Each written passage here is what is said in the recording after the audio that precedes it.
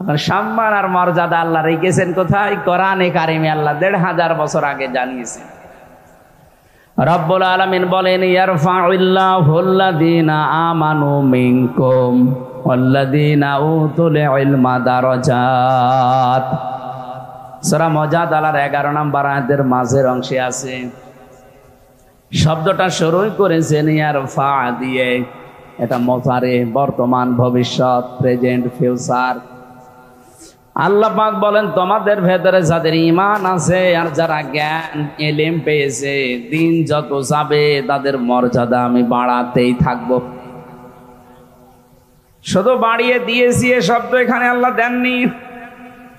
এখন যেমন বাড়াচ্ছি দারাজাত, বহু বচন দিয়েছে, দিন যত যাবে তাদের সম্মান বাড়তেই থাকবে। কিন্তু শর্ত হচ্ছে ঈমান হওয়া লাগবে শিরিক মুক্ত, আর এলেম হওয়া লাগবে আমল যুক্ত। বাংলায় বহু মানুষ আমরা দেখতে পাই ঈমান আছে কিন্তু ঈমানের সাথে শিরিক আছে। কি? আমি এক কথায় জবাব দিচ্ছি, যেহেতু সময় আজ কম পাবো, আমি শুধু থিওরি গুলো বলবো। আল্লাহ যেটা পারে ওইটা অন্য কেউ পারে, এই বিশ্বাস করার নাম শিরিক। শিরিক যারা করে তারা মুশরিক। এটা ক্লাস চলছে, একেবারে জবাব দেবেন ছাত্রের মতো, আবার এমন জবাব দেবেন না না জানি এবার 5-এ ছিলেন 2-তে নামিয়ে দেওয়া লাগে। চাইলে এসে কাজ ছিল, কাঁদিস কেন? রেজাল্ট দিয়েছে কাদার কি আছে, তুই ফেল না পাস? আব্বা ফেল করলে তো ক্লাসে থাকতে পারতাম, ছিলাম 5-এ, নামিয়ে দিয়েছে 3। আপনার আবার ওই রকম ছাত্র হলে তো সমস্যা। আমাদের অন্তত 5-এ থাকলে 6-এ ওঠা লাগবে আজকে। জবাব দেবেন ঠিক ওইভাবে। কথা বোঝেন আমার ভাইরা? আল্লাহ যেটা পারে ওইটা অন্য কেউ পারে, এই বিশ্বাস করার নাম যদি শিরিক হয়। শিরিক যারা করে তারা যদি মুশরিক হয়, আর মুশরিকের জন্য জান্নাত হারাম, জাহান্নাম ওয়াজিব। এটা আমি বানালাম। ইন্নাহু মাইয়ুশরিক বিল্লাহি ফাকাদ হারামাল্লাহু আলাইহিল জান্নাহ ওয়া মাআওয়াহুন নার ওয়া মা লিয-যালিমিনা মিন আনসার। সূরা মায়েদার ভেতরে আল্লাহ জানিয়েছেন, নিশ্চয় যারা শিরিক করে এই মানুষগুলোর জন্য আমি আল্লাহ নিজে জান্নাত হারাম করে দিলাম। সরাসরি এখানে ফাইল কর্তা আল্লাহ নিজে। আল্লাহ বলেন, আমি নিজে হারাম করে দিলাম আমার বানানো বাগান জান্নাত। যারা শিরিক করবে তাদের জন্য এদের জাহান্নাম স্থান করে দিলাম। এদের জন্য কোনো সাহায্যকারী কেউ আসবে না। কি বুঝলেন আয়াত থেকে? আমি বারবার কিন্তু শিরিক শব্দটা তুলছি এই কারণে দেশে বহু মুসলমানের ভেতরে শিরিক ঢুকে আছে। বলেন তো এক কথায় জবাবটা? আল্লাহ যেটা পারে ওটা অন্য কেউ পারে, বিশ্বাস করার নাম শিরিক। যারা করে তারা মুশরিক, যারা তারা যাবে। আর কারো ফতোয়া লাগবে? এবার আপনি মিলাবেন আপনার ভেতরে শিরিক আছে কিনা। আলা লাহুল খালক ওয়াল আমরু তাবারাকাল্লাহু রাব্বুল আলামিন। সূরা আরাফের 54 নম্বর আয়াতের শেষের দিকে আছে, ইনিল হুকমু ইল্লা লিল্লাহ। সূরা ইউসুফের 40 নম্বর আয়াতের মাঝের অংশে আছে। এই দুইটা আয়াত প্রমাণ করে সৃষ্টি যার, হুকুম তার। কথা বলেন না কেন? আপনি একেবারে ঈমান থেকে বলবেন পৃথিবী বানিয়েছে কে, সে অনুযায়ী এখানে বিধান, আইন, নিয়ম কানুন চলা দরকার কার? সুতরাং আল্লাহর আইন বাদ দিয়ে যারা মানুষের তৈরি করা আইন এই বাংলাদেশে কায়েম করতে চান, প্রতিষ্ঠা করতে চান, এর জন্য যদি দল করেন, আন্দোলন করেন, মিছিল মিটিং করেন, আপনি মুশরিক। বলেন কোন হুজুর নিয়ে আসবেন? এবার নিয়ে আসেন। বলেন তো এই হিসাবে বাংলাদেশে এখন মুশরিক নেই?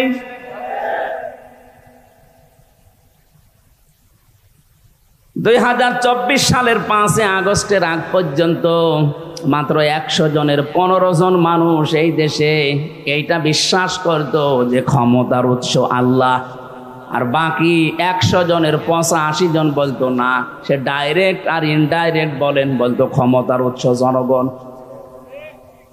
আল্লাহর মহিমা, আল্লাহ পাক পুরা পাল্টিয়ে মাত্র এই 3 মাস 7 দিনের ভেতরে পুরাটা উল্টিয়ে দিয়েছে। এখন এই গত 4 দিনের জরিপ দেখেন, আপনারা তো এসব এর ঝামেলায় নেই, দুনিয়াদারিতে নেই, আপনারা সব আল্লাহর আরশে বসে আছেন।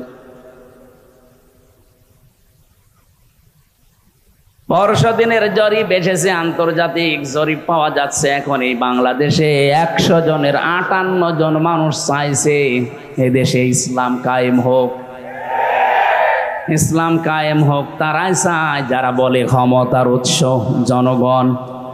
কে বলেন? বলেন। কারণ মানুষের এই অন্তর আল্লাহর কুদরতি হাতের ভেতরে, যেভাবে ইচ্ছা আল্লাহ ঘোরাফেরা করে। আল্লাহ যখন পরিবর্ধন করেই দিয়েছে, ঘোরানো ফেরানো শুরু করে দিয়েছে। আমার মনে হচ্ছে আল্লাহ তার বিধান এই জমিনে আমাদের দেখাবেন। দেখাবেন কাদের? না না, সূরা কাসাস 5 নম্বর আয়াতে আল্লাহ দলিল দিচ্ছেন। আরো অ্যাক্টিভ হওয়া লাগবে।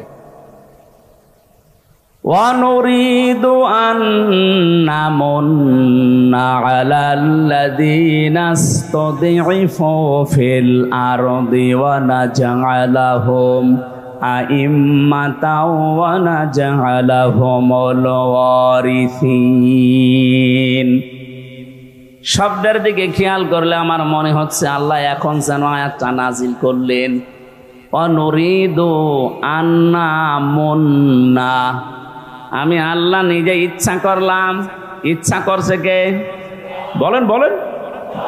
আমি আল্লাহ নিজে ইচ্ছা করলাম তোমাদের ভেতরে একটা দলকে ফেরাউন এতদিন পর্যন্ত কোণঠাসা করে রেখেছিল, দুর্বল করে রেখেছিল, ছোট করে রেখেছিল, এই পরিপন্ন করে রেখেছিল। আপনার কাছে কেউ কিছু বলেছে? হ্যাঁ, কে ডিস্টার্ব করেন আপনি? নড়াচড়াও করবেন না, কথা বলা তো দূরের কথা, নড়াচড়াও করবেন।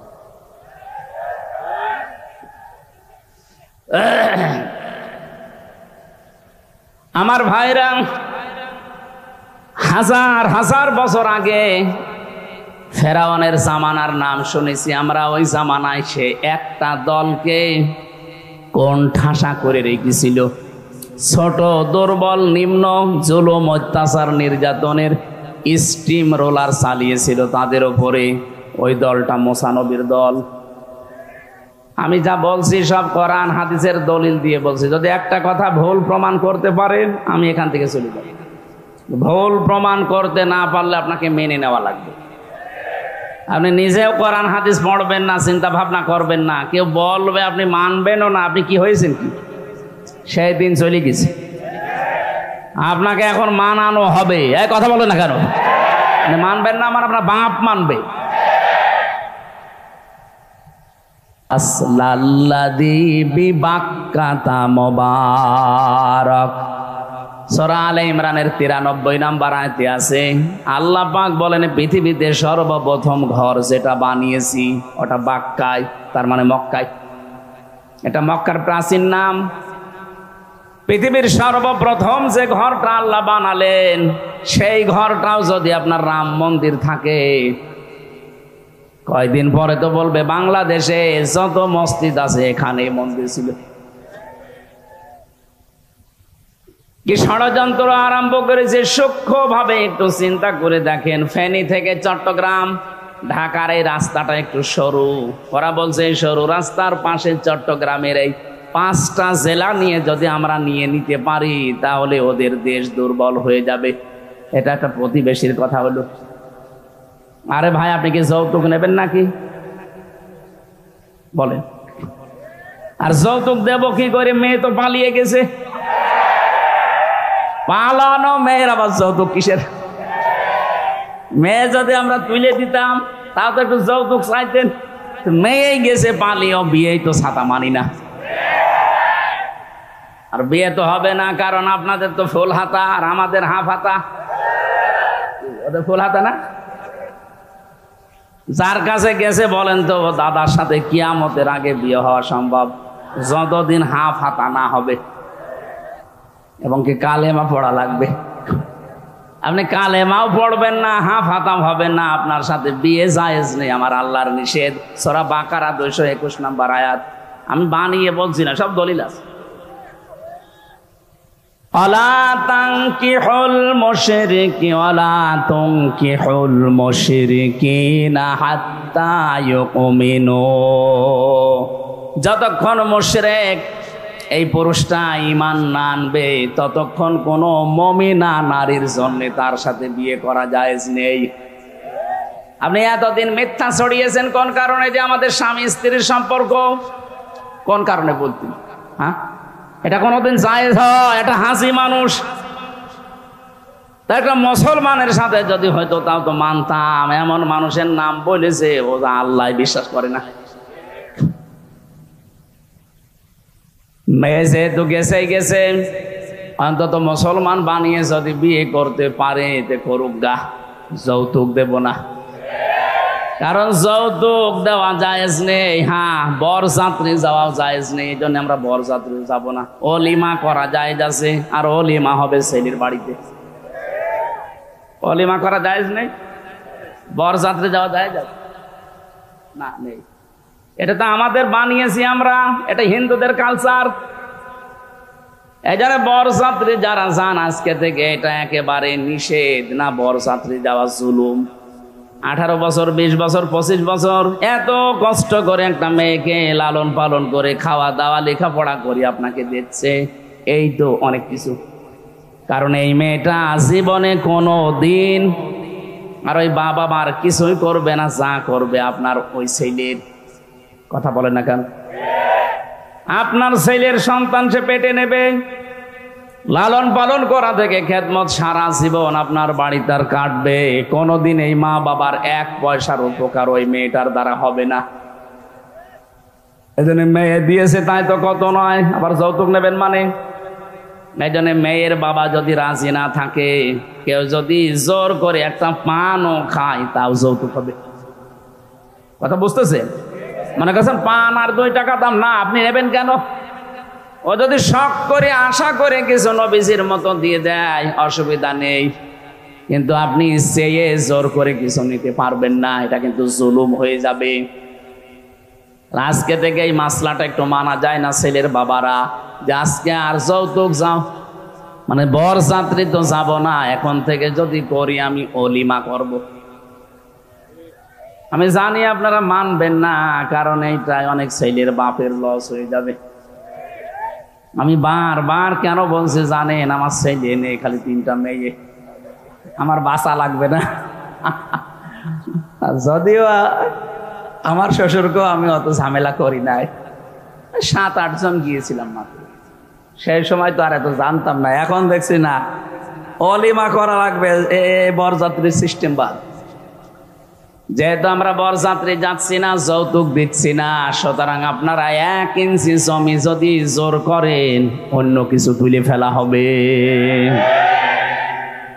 এই জায়গায় কোনো ছাড় নেই, কারণ এই দেশটা আমাদের কাছে মায়ের চাইতেও দামি। কথা বলেন না কেন? আমি ইঙ্গিত দিলাম, আশা করছি আপনি বুঝেছেন। এরপরও যদি না বোঝার ভান করেন এদিকে আসেন, কানের নিচে 2টা দিয়ে তারপরে বুঝাচ্ছে। মোমেন শাহীবাসী, আল্লাহ রাব্বুল আলামিন শিরিক মুক্ত ঈমান আমাদেরকে বিশ্বনবী মুহাম্মদুর রাসূলুল্লাহর মাধ্যমে পড়া কোরআন শরীফে যত আয়াত আমরা পেয়েছি, ঈমান এবং জ্ঞান যাদের আছে এই মানুষগুলোর মর্যাদা বাড়বে। কিন্তু বাড়বে কি করে? আমাদের ঈমানের ভেতরে তো শিরিক। কথা বলেন না কেন? সুতরাং এই দেশে যারা এইটা চায়, এই চাই যে এই পৃথিবীর মালিক যেমন আল্লাহ, আইনও চলবে আল্লাহর, এদের ঈমান শিরিক মুক্ত। যারা এর সাথে অন্য কিছুকে যোগ করেছে, আপনি যাই বলেন না কেন সত্য আমারে বলাই লাগবে, তারা কিন্তু শিরিক করছে। আর শিরিক করলে লোকটা মুশরিক। কথা বলেন না কেন? আমার ভাইরা, 2 নম্বরের বিষয় ছিল আল্লাহ রাব্বুল আলামিন বলেন যাদের এলেম আছে। এখন বাস্তবে প্রশ্ন আসতে পারে, এলেম তো এদেশে অনেকেরই আছে কিন্তু সম্মান নেই। না, এটা আল্লাহর দোষ না। আপনি এলেম থাকলেই হবে না, এলেম অনুযায়ী কাজ থাকা লাগবে। আজ হাজারো মানুষের জ্ঞান আছে, দেখতে পাই এলেম আছে, কিন্তু বাতিলের পাঁচাটা গোলামি করার কারণে তার সম্মান কুকুরের চাইতেও নিচে নেমে গেছে। এলেম মামুনুল হকের নেই। কত মানুষ তাকে উল্টা পাল্টা ধারণা পর্যন্ত করেছে, সংসদে দাঁড়িয়ে তার নামে জেনার তহমত দিয়েছে। কোথায় গেলেন আজকে? ছোট থেকে বড় পর্যন্ত এদেশে সবাই জানে যে এটা একটা মিথ্যা। আর আমি নিজে জ্বলন্ত সাক্ষী, আমি ছিলাম তার সাথে। পুরা বানোয়াটা একটা মিথ্যা জিনিস তার উপরে চাপিয়ে কালার করার চেষ্টা করেছিলেন। আল্লাহ আপনাদেরকে পুরা জাতির সামনে ল্যাংটা করে দিয়েছে। এই জন্য আমরা সাবধান হব। এলেম অনুযায়ী যারা আমল করছেন না, পীর সাহেব দাবি করেন না কেন, আপনি আল্লাহর লানত প্রাপ্ত বান্দা। দারাজাত আপনার জন্য না। পৃথিবীতে যারা এলেম অনুযায়ী আমল করেছে, দেখেন তাদের মর্যাদা কোথায়। আমরা এই পৃথিবীর ময়দানে পড়েছি, দেখেছি, বুঝেছি। ইমানের উপরে আমল করেছে, জ্ঞানের উপরে সব চাইতে বেশি নবীরা। কি ইয়া হাসরাতান আলাল ইবাদ, সূরা ইয়াসিনের 30 নম্বর আয়াতে আল্লাহ বলেন, আমার আফসোস, আমার আক্ষেপ, আমার বান্দাদের জন্য আমার আফসোস। মা ইয়াতিহিম মির রাসূলিন ইল্লা কানু বিহি ইস্তাহজিউন। এমন কোন নবী রাসূল পাঠালাম না যার সাথে সমসাময়িক মানুষেরা ঠাট্টা বিদ্রুপ উপহাস করে নাই। বলেন তো, নবীদের কি চরিত্র খারাপ ছিল? কেন এত ঠাট্টা বিদ্রুপ? কাউকে কাউকে দেশে থাকতে দেয়নি, কাউকে চিরে ফেলেছে। এত জুলুম অত্যাচার কেন? একটাই কারণ, তারা তাদের জ্ঞান অনুযায়ী আমল করত। এক কথা বলেন না? আপনি তাকান জ্ঞানের দিকে। মুসা নবী জ্ঞান অনুযায়ী আমল করার কারণে ওই জামানার যারা ইহুদি তারা তার নামই পাল্টিয়ে দিয়েছে জোসেফ। ওরা এখনো তামাম দুনিয়ায় যারা ইহুদি আছে মুসা নবীকে ডাকে কিন্তু জোসেফ বলে ডাকে। আমি তো বিশ্বের বহু জায়গায় ইহুদির সাথে মিশে দেখেছি। আমাদের নবীর কথা আলোচনায় উঠলে যখন বলি তখন বলে আমাদের নবীর নাম জোসেফ, অথচ নবীর নাম কি? বলেন বলেন। হযরতে মুসা আলাইহিস সালাম। খ্রিস্টানদের সাথে আমি মিশেছি, ওদের সাথে যখন নবীর তুলনা করি সূরা আলে ইমরানের 80, 81, 82, 83 এই আয়াতগুলো দিয়ে। আমি কয়েকদিন আগে সিঙ্গাপুরে, মালয়েশিয়া, থাইল্যান্ডে যে কয় দেশে ভ্রমণ করছিলাম, যতগুলো খ্রিস্টানের সাথে দেখা এই আয়াতগুলো নিয়ে তুলনা দিয়েছিলাম। বলেন তো, আপনাদের ধর্মীয় গ্রন্থের আমাদের নবীর পরিচয় তুলে ধরার পরে ওদের নবীর নাম ওরা বলে ঈসার পরিবর্তে বলে যিশু। নাম কি? অথচ হযরতে ঈসা আলাইহিস সালামের নাম আল্লাহ পুরা কোরআনে কতবার দিয়েছেন? ঈসা ইবনে মারিয়াম। আর ওরা উল্টা পাল্টা করে নাম পরিবর্তন করে দিয়েছে যিশু। কি দিয়েছে? ইব্রাহিম নবীর নাম ওরা পাল্টিয়ে দিয়েছে আব্রাহাম। হযরতে দাউদ নবীর নাম তারা পরিবর্তন করে দিয়েছে ডেভিড। মুসলিম বিজ্ঞানী ছিল আল-কামি, তার নামও পাল্টিয়ে দিয়েছে কেমিস্ট্রি। হযরতে জাবির রাদিয়াল্লাহু তাআলা আনহু, নবীজির প্রিয় সাহাবী, জলিলুল কদর সাহাবী, তার নামও পাল্টিয়ে দিয়েছে আল-জাবরা। আপনি কি মনে করেন আল-জাবরা, কেমিস্ট্রি এগুলো আসল নাম না? সব মুসলমানদের নাম। আল-কামি বিজ্ঞানী ছিল হযরতে জাবির, তিনি পারদর্শী ছিলেন। এই যে আমরা অঙ্ক বলি যেটারে, পৃথিবীর প্রত্যেকটি বিষয়ের দিকে তাকিয়ে দেখলাম যারা দুনিয়ায় তাদের জ্ঞান অনুযায়ী আমল করে, ওই প্রজন্মে যারা থাকে, বিশেষ করে ইহুদি আর মুশরিক, এই দুইটা জাতি তাদের নাম খালি পাল্টাতে থাকে। এই যে নাম পরিবর্তনের হিড়িক এটা তৈরি করেছিল ইহুদিরা। এটা বাংলাদেশে অনেকে আরম্ভ করেছিল। জিয়া আন্তর্জাতিক বিমানবন্দরের নামও পাল্টিয়ে আর একটা নাম দিয়েছে। কথা বলেন না কেন?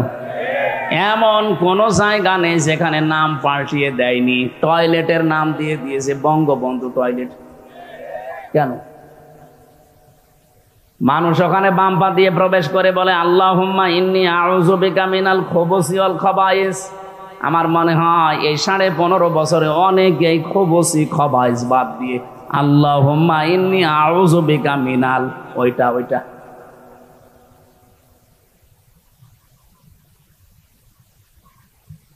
ওয়ালা তালমিজু আনফুসাকুম ওয়ালা তানাবাযু বিল আলকাব বিইসাল ইসমুল ফুসুক বা'দাল ঈমান। রব্বুল আলামিন বলেন সাবধান, কারো নাম পাল্টিয়ে দিবা না, উলট পালট নামে ডাকবা না।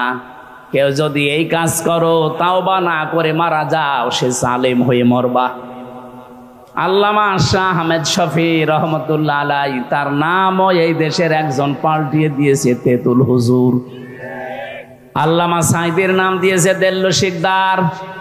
আব্দুল কাদের মোল্লার নাম পাল্টিয়ে দিয়েছে কসাই কাদের। আমার নামটাও ছাতা পাল্টিয়ে দিয়েছে পিসকে হুজুর। আমাকে পিসকে, এই যে নাম পরিবর্তনের হিড়িক, এটা ইহুদিদের আর মুশরিকদের। এই আচরণ যারা শুরু করেছিলেন তারা ঠিক করেননি কাজটা। পৃথিবীর ইতিহাসে আপনি পাল্টিয়ে দিলেন 15.5 বছরে। একবারে 350 জন এমপি পালিয়ে যায়, দুনিয়াতে আমি কোনোদিন শুনিও নাই, পড়িও নাই। দেশটা কত রসাতলে নিয়ে গিয়েছেন যে জাতীয় মসজিদের ইমামও পালিয়ে গেছে।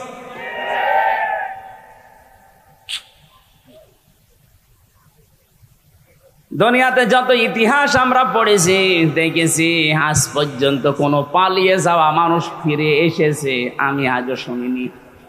আপনি চেঙ্গিস খানের নাম দেখেন, হিটলারের নাম দেখেন। এই যে লক্ষণ সেন 805 বছর আগে পালিয়েছে, আজও ফিরে আসেনি। আরে ভাই, 805 বছর আগে যদি যাওয়ার পরে ফিরে না আসে, আশরাফ ঘানি আজও ফিরে আসেনি। বাশার আল আসাদ আজও ফিরে আসছেন, আবার আসবেও না। মাঝখানের নামটা বললাম না, যারাই গেছে জীবনও আসবে না। আসলে জনগণ পিটিয়ে মেরে ফেলবে। কিছু যদি না করে থাকে শুধু আয়না ঘরের জন্য, অবশ্যই আপনার শাস্তি হবেই।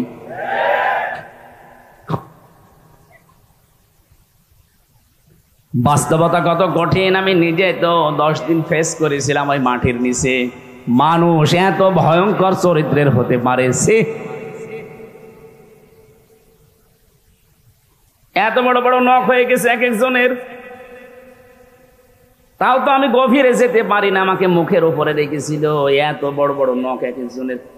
মুফতি ফখরুল ভাই আমার সাথে ছিল, হেফাজত ইসলামের যুগ্ম সম্পাদক। উনি আমারে নিয়ে এইভাবে পায়ের ভেতরে হাত দিয়ে, সামনে যে লোহার ব্যারিকেড ছিল ওখানে হাত আটকিয়ে দিয়েছে।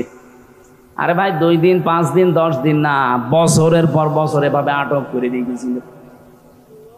সকালবেলা কয়েকটা পচা ছোলা দিয়ে যেত, খেলে খান, না পালে ফেলে দেন।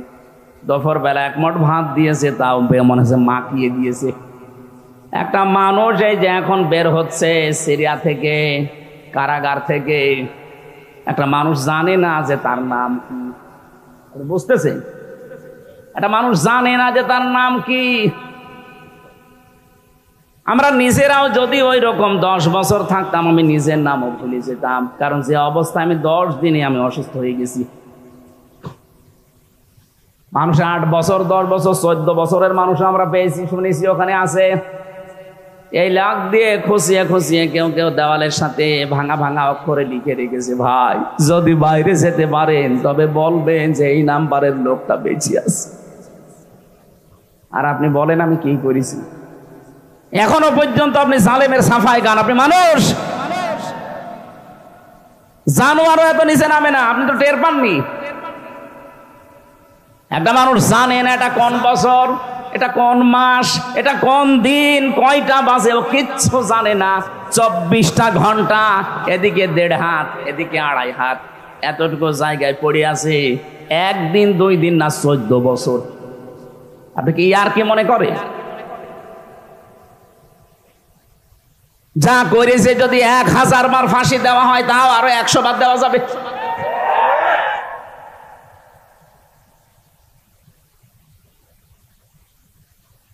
আমি তো শোনা কথা বলছি না, আমার নিজের সাথেও তো হালকা কিছু হয়েছে। আমারও জেলখানায় ফাঁসির কন্ডেম সেলে 3টা বছর বিনা কারণে যোগাযোগ বিচ্ছিন্ন করে রেখে দিলেন। কি করেছিলাম আমি? কোরআনের কথাগুলো যেই ফোর্সে বলা দরকার ওই ফোর্সে বলতাম। আমি কি আপনার মতো গোপন করে আমি কি আল্লাহর কাছে ধরা খাবো? জ্ঞান অনুযায়ী নবীরা আমল করেছে, এই জন্য তারা বিপদে পড়েছিল। জ্ঞানের উপরে আমল করতে গেলে আমি বিশ্বাসও করে ফেলেছি যে আমার বিপদ আসবে। ওই বসে বসে সবরি কলা খাওয়ার নাম ইসলাম না। বিশ্ব নবীর মতো এত বড় চরিত্রবান মানুষ যদি দেশ ছেড়ে চলে যেতে পারে, হামজা তো 1 আর 2। এই জন্য আল্লাহর ইচ্ছা ছিল আমি মুসা নবীর অত্যাচারিত যারা জুলুম নির্যাতনের শিকার, যারা এক পেশে হয়েছিল, কোণঠাসা হয়েছিল, এদেরকে আমি জমিনের নেতা বানাবো। এবং জমিনের ওয়ারিস, উত্তরাধিকারী তাদের বানিয়ে দেব। আল্লাহ ঠিক বানিয়েছিলেন, কথা বলে না কেন? অনুমাক্কিনা লাহুম ফিল আরদ, আল্লাহ বলেন কেন বানাবো জানেন? ও দুনিয়ার মানুষ, হে নবী আপনাকে আমি বলছি কেন মুসা নবীকে আমি ওয়ারিস বানিয়েছিলাম, ওই জাতির নেতা বানিয়ে দিয়েছিলাম যাদেরকে কোণঠাসা করে রেখেছিল ফেরাউন। কেন জানেন? অনুমাক্কিনা লাহুম ফিল আরদ, জমিনে আমি তাদেরকে শাসন ক্ষমতা দিয়ে দিয়েছিলাম। এবার কেন দিয়েছিলাম শোনেন। নুরিয়া ফিরআউনা ওয়া হামানা ওয়া জুনুদাহুমা মিনহুম মা কানু ইয়াহযারুন।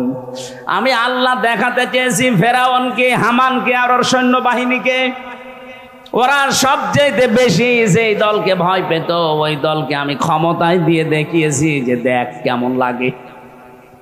আমার তো মনে হচ্ছে এই 2টা আয়াত আমাদেরকে আল্লাহ সামনে দেখাবে। এই দেশে যারা সবচেয়ে বেশি জুলুম নির্যাতন অত্যাচার এক পেশে কোণঠাসা হয়েছিল তাদেরকে আজ জমিনের নেতা বানিয়ে দিচ্ছে। মানুষের ভেতরে ওই বিশ্বাস, ওই আগ্রহ আল্লাহ তৈরি করে দিচ্ছে। এর চাইতে আপনি কি বুঝবেন? আর এতটুকু যদি আল্লাহ শেষ করে দিত, সত্যি কথা বলছি এই 2টা আয়াত আমি পড়তাম না। জালেমদের দিকে এবার তাকান, এটা সূরা নমলে আছে, 19 নাম্বার পারা, 20 নাম্বার পৃষ্ঠা, 7 নাম্বার লাইনের 52 নাম্বার আয়াতে আছে। আমি তো মিলিয়ে দেখেছি যে না, খাপের খাপ মিলে যাচ্ছে। আপনি মিলান, পেয়ে যাবেন। ফাতিলকা বুয়ুতুহুম খাবিয়াতাম বিমা যালামু। আল্লাহ পাক বলেন ফাতিলকা, এখানে যারা আলেম আছে আল্লাহ যেন এভাবে দেখাচ্ছেন, বাইতন না দিয়ে বয়ুত বহু বচন দিয়েছেন, এরপর আবার হোম দিয়েছেন জমির। আল্লাহ মনে হচ্ছে হাত ধরে দেখাচ্ছে, হে নবী এই যে এই সেই ঘরগুলো, এই সেই ঘরগুলো কি খাবিয়াতান, আমি জনশূন্য করে দিয়েছি, পরিত্যক্ত বানিয়ে দিয়েছি, উজাড় গৃহ করে দিয়েছি, বিমা যালামু, এদের জুলুমের কারণে। জুলুমের কিছু কিছু নিদর্শন তো দেখা জিনিস বললাম। সারা বাংলাদেশে একই অবস্থা ছিল। অধিকাংশ জেলায় থানায় জালেমদের নাকি আলাদা টর্চার সেল ছিল। আল্লাহ বলেন এই জুলুমের কারণে জায়গাটা অভিশপ্ত হয়ে গেছে। পুরা জায়গাটা আমি আল্লাহ উজাড় গৃহ, পরিত্যক্ত বানিয়ে দিলাম, জনশূন্য। এর বাস্তব প্রমাণ আমার কুষ্টিয়ার হানিফের বাড়ি। আপনি যে দেখেন আজ জাতীয় টয়লেট হয়ে গেছে। জালেমদের প্রতি মানুষের এত রাগ, ওর বাড়ির পায়খানার প্যান পর্যন্ত খুলে নিয়ে চলে গেছে। শুধু একটা না, সারা দেশের 630টা থানা কম বেশি আমি ঘুরছি, যেখানে জালেমদের বাড়ি ঘর একটাও মানুষ রাখে নাই। আল্লাহ মনে হচ্ছে নিজের হাতে সব জনশূন্য করে দিয়েছে। এতটুকু আল্লাহ শেষ করেননি। এবার পরের কথাটা আমাদের জন্য শুনতেছেন। ইন্না ফি যালিকা লাআয়াতাল লিকাউমিন ইয়ালামুন। এখানে লামে তাকিদ আছে। আল্লাহ বলেন অবশ্যই এর ভেতরে শিক্ষা আছে যারা জ্ঞানী মানুষ তাদের জন্য। এখন আমাদের শিক্ষা কি? এই জালেমদের এত বড় 15 বছরের শিকড়, কত নিচে ওদের শিকড় ছিল আপনি টের পেয়েছেন? দারোয়ান থেকে শুরু করে সংসদ পর্যন্ত প্রতিটি জায়গায় জালেমদের লোক সেট করা ছিল। আপনি টের পাচ্ছেন না? তাই যারা বাস্তবতার সম্মুখীন তাদের জিজ্ঞাসা করেন কি শিকড় তারা গেড়েছিল। আল্লাহ বলেন ফাকতিয়া দাবিরুল কওমিল্লাযিনা যালামু, জালেমদের শিকড় কেটে দেওয়া হয়ে গেছে।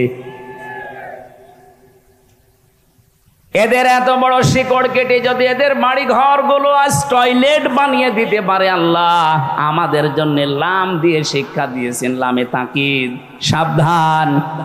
আগামীতে যদি কেউ ক্ষমতার চেয়ারে বসে, তারাও যদি জনগণের উপরে জুলুম করে, তাদের বাড়ি ঘর আমি পরিত্যক্ত করে দেব।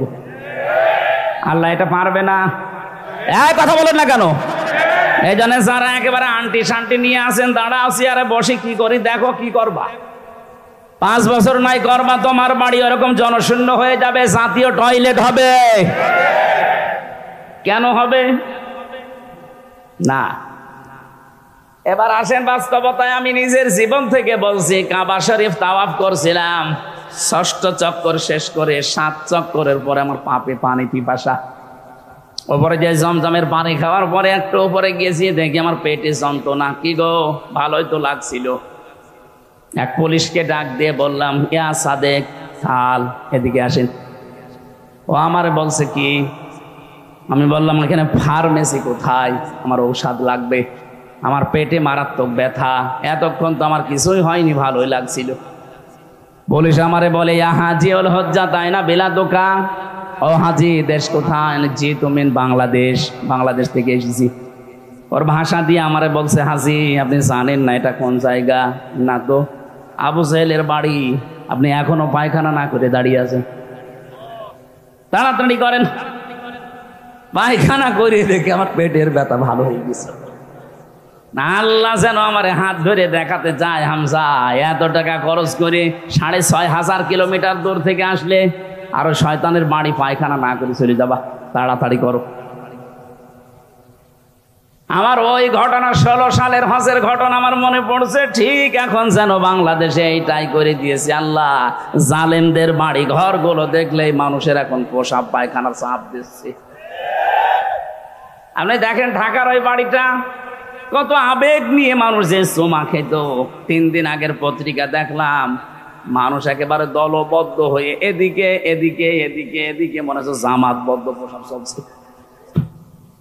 এটা এমনি করে নাই, জায়গা পর্যন্ত আল্লাহ জুলুমের কারণে অভিশপ্ত করে দেয়।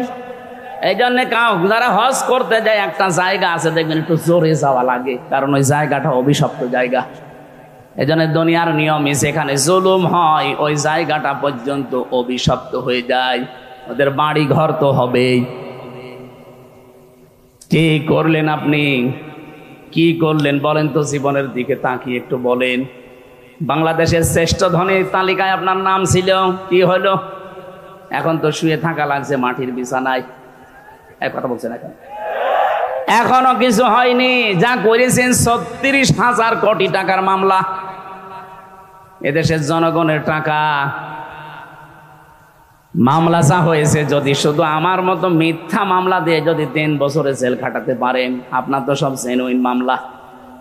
এটা যদি এক একটা মামলায় 1.5 বছর করেও জেল হয়, 165টা শুনলাম মামলা অলরেডি হয়ে গেছে।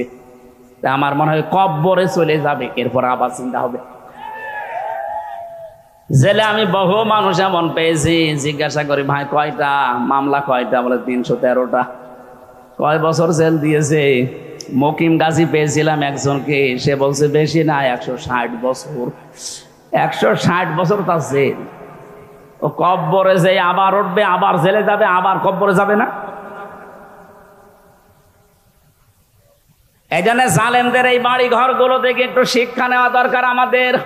আমরাও যদি সত্যি এরকম সামনে চেয়ার পেয়ে আবারও কেউ জুলুম করি, আল্লাহর কসম আল্লাহ কিন্তু লামে তাকিদ দিয়ে জানিয়েছেন, অবশ্যই তোমাদেরকেও আমি ঠিক এরকম পরিত্যক্ত করে দেব। আল্লাহ আমাদের যেন হেফাজত করেন, বলেন আমিন। তাহলে দুনিয়ায় সম্মান আর মর্যাদা বাড়ে, ইমান শিরিক মুক্ত। আর এলেম আমল যুক্ত। আমাদের এলেম আছে অনেকের, কিন্তু আমল নেই। এই কথা বলেন না কেন?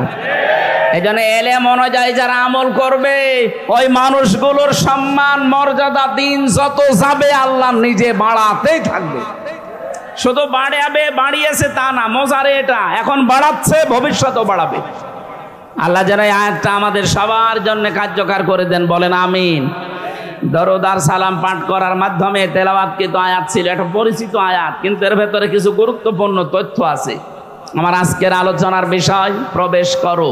কি বললাম? বলেন না কেন? কোরআনে কারিমের সূরা বাকারার 208 নম্বর আয়াত, 3 ভাগের 1 ভাগ আমরা পড়েছি।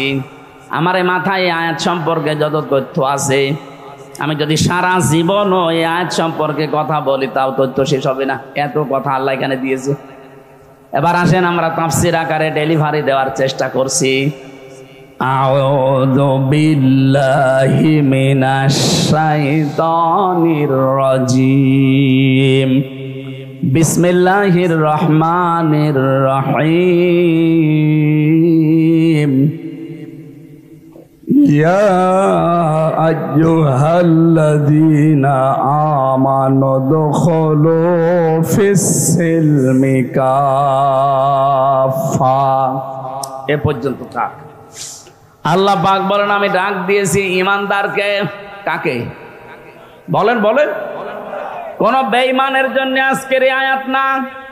এই জন্য কোন বেঈমান যদি থাকেন চলে যান। ওই যে চলে যাচ্ছে বেঈমান, যা চলে যাচ্ছে, যা ওর জন্য তো এই আয়াত না। ও বেকার বসে থেকে করবে কি? যা নাই, বেঈমান থাকলে চলে যান। এখন যারা বসে আছেন আমাদের ঈমান আছে কিনা দেখেন তো। না আপনি বললে হবে? সাহাবী প্রশ্ন করলেন, নবী আমার ঈমান আছে, আমি টের পাবো কি করে? আমার দাড়ি বড় বড় জোব্বা গায়ে আছে, পাগড়ি মাথায় আছে, আমি বসে বসে শুধু জিকির করে আমার ঈমান আছে। নবীজি বললেন, ইদা সাররাতকা হাসানাতুকা ওয়া সাআতকা সাজ্জিআতুকা ফা আনতা মুমিন। যখন তোমার ভালো কাজগুলো তোমাকে আনন্দ দেবে আর অন্যায় কাজ করলে ভেতর থেকে একটা বাধা আসবে, তখন বুঝবে তোমার ঈমান আছে। আজ অনেকে সুদের টাকা খাচ্ছেন, অন্যায়কে অন্যায় জানার পরও আপনার কাছে খারাপ লাগে না, আর আনন্দে খায়। কথা বলে না কেন? মোমেন শাহী আছে কিনা আমি জানি না, অনেক জেলায় পাওয়া যায় টাকা ছেড়ে রাখে আর মাসে মাসে টাকা আসে। 1000 দিলে 100 টাকা বেশি দেয়, 200 টাকা বেশি দেয়, 1000-এ 1100। এটা আছে? কারা কারা এই কাজ করছেন? এটা কিন্তু মায়ের সাথে জেনা করার গুনাহ হচ্ছে। কি আপনি কি ইয়ার কি মনে করেন? সুতরাং এই গুনাহতে যারা আছেন আজকেই ছেড়ে দেওয়া লাগবে, নয়তো আপনার নামাজ রোজা হজ সব মাঠে মারা যাচ্ছে। কারা কারা ছেড়ে দেবেন হাত তোলেন তো। ও এই গ্রামে আছে তো, হ্যাঁ ঠিক আছে। বাবা শাহজালাল সব হালাল, ছেড়ে দেওয়া লাগবে ভাই। মোমেন শাহী এই বিভাগের মানুষেরা একটু আলাভোলা বেশি, এরা সবই খায় নাকি? ছেড়ে দেওয়া লাগবে ভাই। ব্যাংকিং ব্যবস্থায় অর্থনীতিতে যদি পবিত্র জীবন তৈরি করতে হয়, যতদিনে দেশে যাকাত ভিত্তিক অর্থনীতি কায়েম না হবে ততদিন পর্যন্ত নির্দ্বিধায় আপনি ইসলামী ব্যাংকে কারবার করবেন। আপনার সোনালী, চৈতালি, রূপালী, অগ্রণী যত রকমের ব্যাংক আছে সব কিছুর তুলনায় ইসলামী ব্যাংক অন্তত ইমানের দিক থেকে এগিয়ে আছে। এখন বলেন না সবই শোধ, হ্যাঁ ঠিক আছে। নবীজি নিজে 13 বছর মক্কায় থাকতে নামাজ আদায় করেছিলেন না করেননি? যে সময় নামাজ পড়তেন ওই 13 বছর কাবা শরীফের ভেতরে মূর্তি ছিল 313টা। বলেন 313টা মূর্তির সামনে নিয়ে তিনি 13 বছর নামাজ পড়লেন, ওনার নামাজ হয়েছে? হ্যাঁ এরা বলে না কেন? হ্যাঁ নামাজ হয়নি। মূর্তির সামনে নিয়ে নামাজ হইলো কি করে? যতদিন পর্যন্ত মূর্তি ওখান থেকে ফেলে দেওয়ার মতো ক্ষমতা হাতে পাননি। হ্যাঁ মদিনায় যাওয়ার পরে রাষ্ট্রনায়ক হওয়ার পরে নিজে এসে মূর্তি ভেঙেছিলেন, কিন্তু এর আগে তিনি মূর্তি ভাঙা দূরের কথা ফেলে দেওয়ারও সাহস পেয়েছিলেন। কথা বলেন না কেন? যতদিন পর্যন্ত দেশে ইসলামী রাষ্ট্র কায়েম না হয় ততদিন আপনি মূর্তির সামনে নিয়ে নামাজ পড়েন। সব ব্যাংকে আছে কম বেশি, 100% বেঁচে থাকা সম্ভব না। এদেশে যতদিন জাকাত ভিত্তিক অর্থনীতি কায়েম না হবে ততদিন পর্যন্ত আপনি জীবনেও পারবেন না। তারপর ব্যবসায়িক যে নিয়ম নীতিগুলো আছে ইসলামী অর্থনীতিতে একটু পড়াশোনা করবেন। মোশারাকা আছে, মোদারাবা আছে, মোরাবাহা আছে, বায়ে সালাম আছে, বায়ে ইস্তেসনা আছে, বায়ে মুআজ্জাল আছে, কত রকমের নিয়ম আছে ব্যবসায়। এগুলো আপনি অন্য ব্যাংকে যান পান কিনা, কিন্তু ইসলামী ব্যাংকে এগুলোর অ্যাপ্লাই করার চেষ্টায় আছে। আরে ভাই কিছু কাজ আছে সেগুলো রাষ্ট্র ক্ষমতা ছাড়া সম্ভব না, ওইটার জন্য আল্লাহ আপনাকে ধরবে না। কারণ নবীজি যদি নিজে মূর্তির সামনে নিয়ে 13 বছর নামাজ পড়তে পারেন, আমরা যতদিন পর্যন্ত যাকাত এই দেশে রাষ্ট্রীয়ভাবে কায়েম করতে না পারবো ততদিন পর্যন্ত আপনি করেন। এদের শরিয়া বোর্ড আছে, বড় বড় আলেম আছে, গোনাহ হলে আল্লাহ তাদের দেবে, আপনাকে বাঁচিয়ে দেবে। এক কথা বলছেন। আর যদি বলেন না বাবা শাহজালাল সব হালাল, ৭৫,০০০ কোটি টাকা এসেছে এ চালুম, এই শয়তানরা ধ্বংস করে ফেলেছে একেবারে এই অর্থনীতিটা। কত সুন্দরভাবে উপরে উঠছিল, একেবারে ধস নামিয়ে দিয়েছে। অন্তত ইমানের দাবি অনুযায়ীও যদি হয় এখানে কারবার করেন, আপনাকে বাঁচিয়ে দেবে আমার আল্লাহ। আর যারা এই জমি জায়গার ব্যবসা করেন, এখানে যারা আলেম আছে তাদেরকে বলছি, আমি জানি না এই জেলায় আছে কিনা, আমি 1 বিঘা জমি এই ভাইকে দিলাম, 1 লাখ টাকা নিলাম। যতদিন জমি করে খাবো টাকা ফেরত দেওয়া লাগবে না, যখন জমি ফেরত দেবে টাকা ফেরত নেবে।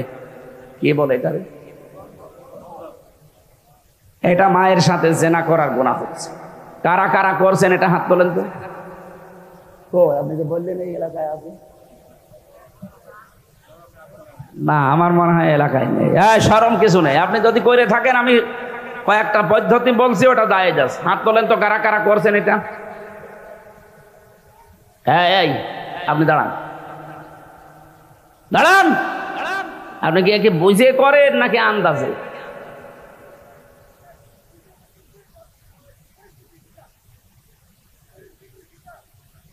না না, পরিস্থিতির শিকার হয়ে যাবে হারাম, আমি শুকরের গোশত খাবো?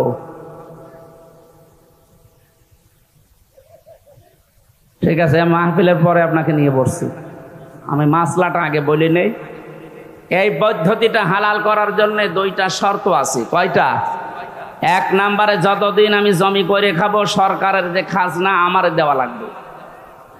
2 নম্বরে ওনাকে যখন টাকা 2 বছর 5 বছর পরে ফেরত দেবো 8-10 হাজার টাকা কম নেওয়া লাগবে। এই নিয়ম 2টা মেনে যদি করতে পারেন এটা জায়েজ আছে। 2য় নম্বরে 1 বিঘা জমি উনি দেবে, প্রতি বছরে বছরে 10,000 12,000 টাকা নেবে, এটা জায়েজ আছে। কারণ 1 বিঘা জমিতে 1 বছরে 8-10 হাজার টাকা কামাই করা খুব বেশি কষ্ট না। এই কথা বলছে না কেন? আর একটা আছে, এই যে 1 বিঘা জমি দিলাম, 5,000 10,000 টাকা দিলাম, এই টাকা আর ফেরত দেওয়া লাগবে না, খেয়ে দেয়ে শোধ। এটা খাই খালাসি বলে, এদিকে কি জানি না আমি, খোরাকি যা বলে আপনি বলছেন, অসুবিধা নেই। শেষের 2টা জায়েজ আছে, কিন্তু প্রথমটা জায়েজ করতে হলে ওই 2টা শর্ত মানা লাগবে। অনেকে বলে হুজুর লস হয়ে যায় এজন্য করি না। আরে ভাই, লসের মালিক কি আপনি নিজে?